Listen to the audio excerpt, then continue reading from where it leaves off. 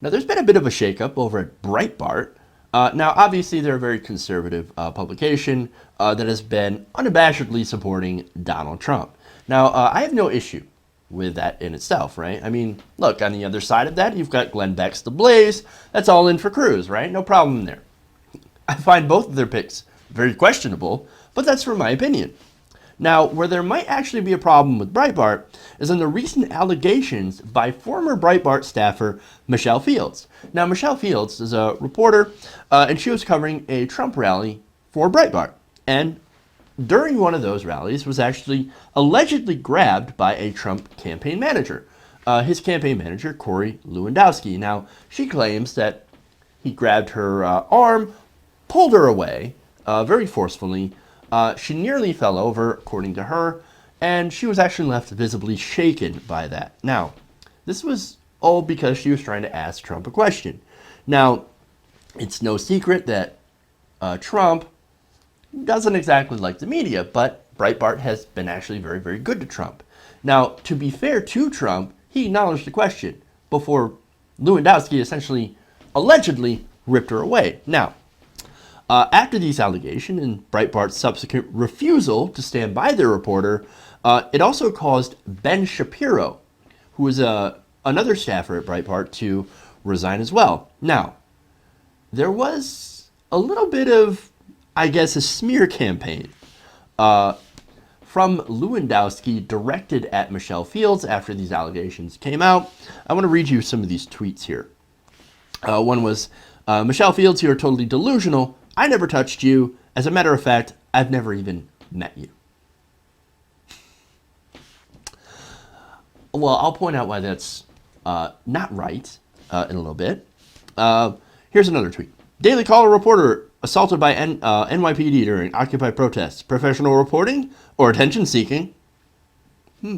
So he's essentially going back to her earlier career and picking out things and saying, you're lying. You're not who you say you are. These allegations are false. And look, you have a history of lying. All right. Now, here's another one.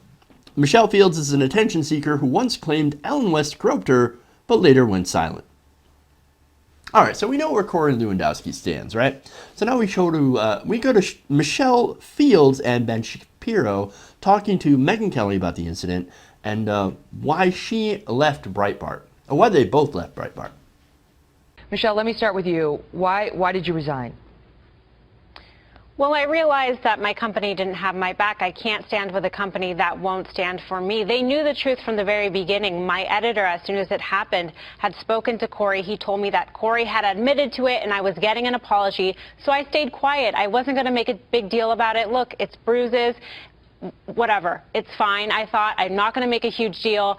And that didn't happen. I never got the apology. Instead, they embarked on this smear campaign against me. So they knew the truth. My company knew the truth, and they're siding with Donald Trump. And I have to say, you know, when this happened, my Washington editor, Matthew Boyle, was telling me, oh, don't worry, this is going to be great because Donald Trump's going to give us so many exclusives now because they're going to feel like they have to do it because of what they did. This is how my company was looking at this. Instead of saying, wow, what happened? Are you okay? Let's defend you. They were thinking that this was a good thing because we would get more access to Donald Trump. Really?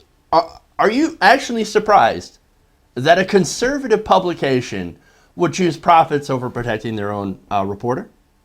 Like, even if this didn't happen, it would be unthinkable to say that, well, look, conservative, any publication, right?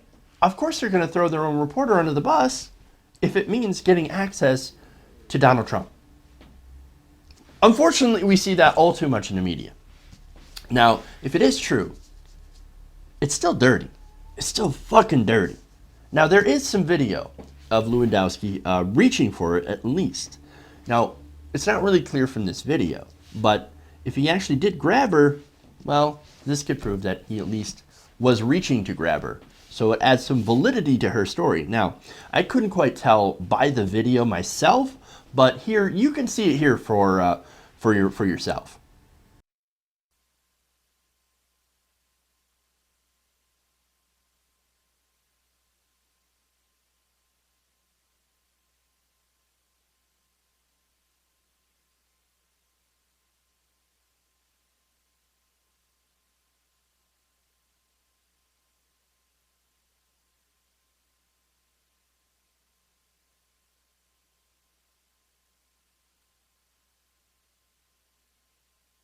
So now let's continue with that interview.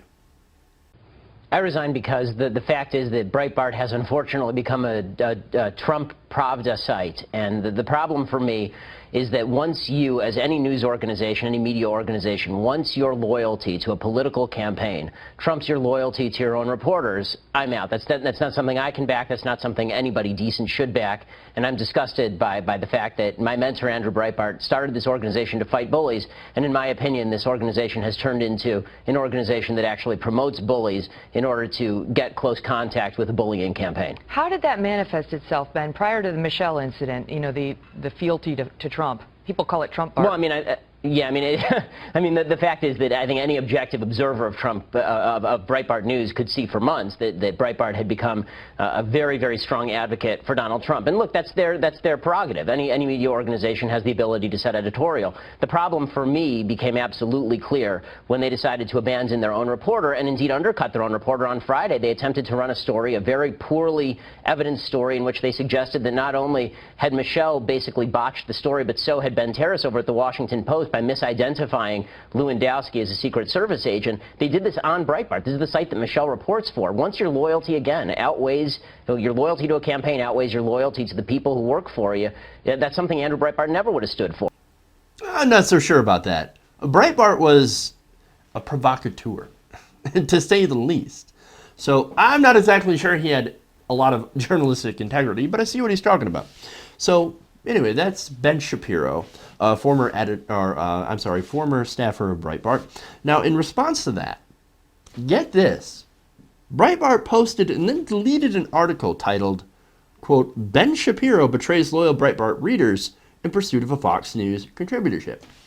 Now, that in itself, okay, sensationalist headline, I get it. However, the title featured Shapiro's face within a yellow star after identifying him as an Orthodox Jew. Draw your own conclusions from that, man. Now, the article also said, former Breitbart news editor-at-large Ben Shapiro announced Sunday evening via left-wing BuzzFeed that he's abandoning Andrew Breitbart's lifelong best friend, widow, handpicked management team, and friends in pursuit of an elusive contributorship at the Fox News channel. Now, just hours after it posted that story, they pulled it. It was too bad even for Breitbart. They're like, that was a bad idea. We're gonna pull this, and they replaced it with an apology from Breitbart news editor-at-large and in-house counsel Joel Pollak. Now, Pollak said he wrote the post, quote, in an effort to make light of a significant company event, and that it was published as a result of a misunderstanding. Oops! We accidentally published this really horrible article pointing out how Ben Shapiro's a Jew. No. It's a misunderstanding. Misunderstanding. Okay. All right. Anyway. And finally, to report on this even further, the whole thing going on with Breitbart is that just yesterday, according to Talking Points memo, 2 more staffers have resigned. 2 more Breitbart staffers. Jordan Schachtel, Breitbart national security correspondent, and editor Jared Stepman said in separate statements to Politico that they resigned their post over the site's pro-Trump propaganda.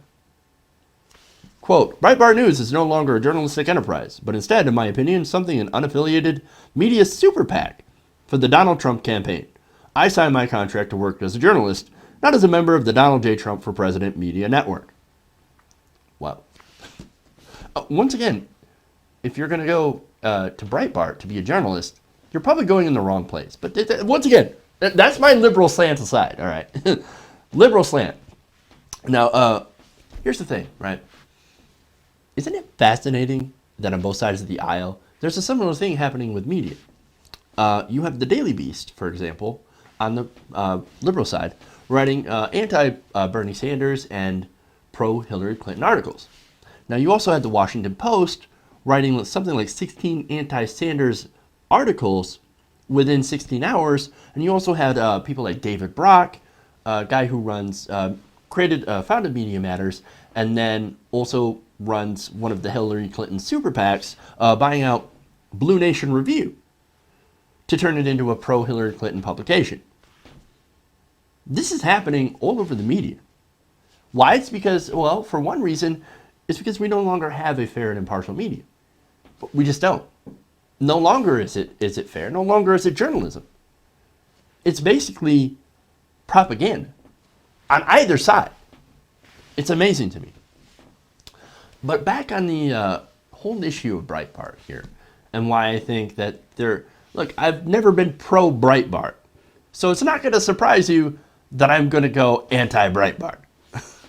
But see, the thing is to not stand by your own reporter, at least until it's proven otherwise, right? That the allegations are not true, which we don't know. For example, we don't know.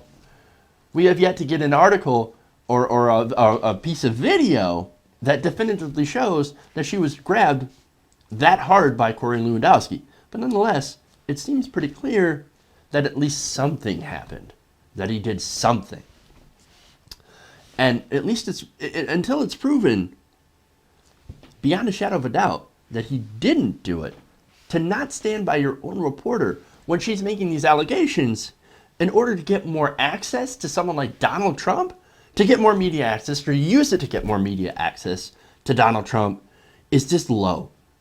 It's low even for Breitbart.